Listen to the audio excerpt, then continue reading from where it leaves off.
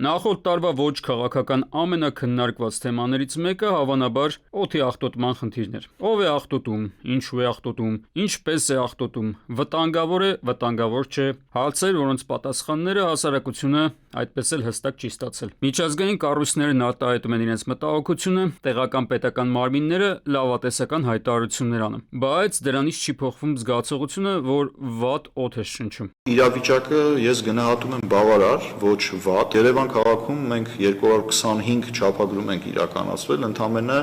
5 անգամ գերազանցում նորմայից եղել է 5 դեպքով եւ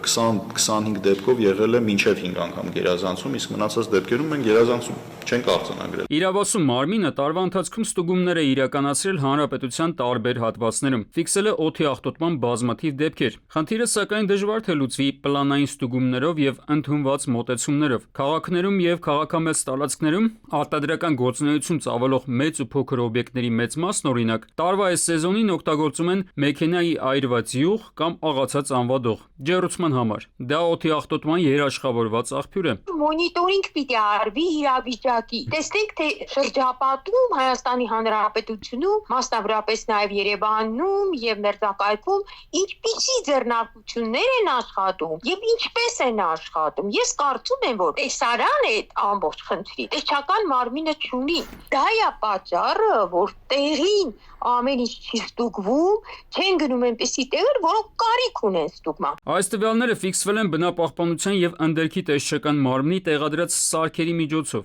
Դրանք ճշգրիտ են։ Երևի մասամբ, քանի որ առաջիկայում Երևանում տեղադրվելիք նոր տեխնիկան, ըստ Մարտիրոսյանի, ավելի ճշգրիտ տվյալներ կփոխանցի իրենց։ Երկու կայաններ են տեղադրվում այս պահին, բավականին թանկարժեք կայաններ են ընդ որում, եթե չեմ սխալվում, երկուսը միասին մոտ 300 միլիոն դրամի մասն է խոսքը, Ճապոնիայի կառավարության հետ համատեղ աջակցությամբ, երբ որ մենք այդ կայանները կունենանք եւ ճշգրիտ տվյալներ կունենանք, նաեւ կկարողանանք հասկանալ, թե իրականում ինչն է,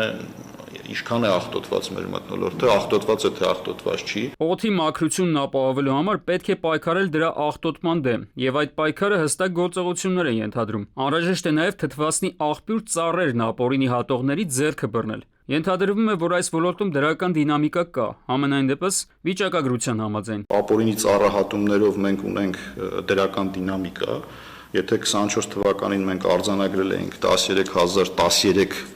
հատված ապօրինի ծառ, ապա 25 թվականին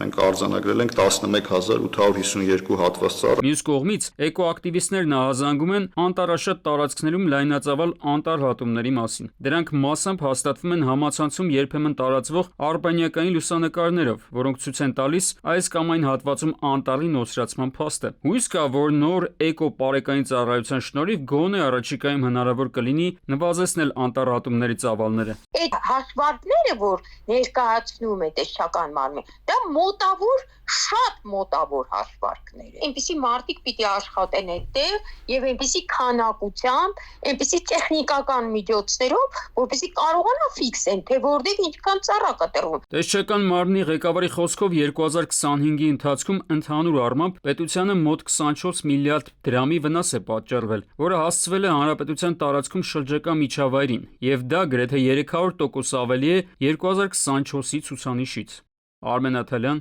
ժամը լրատվական։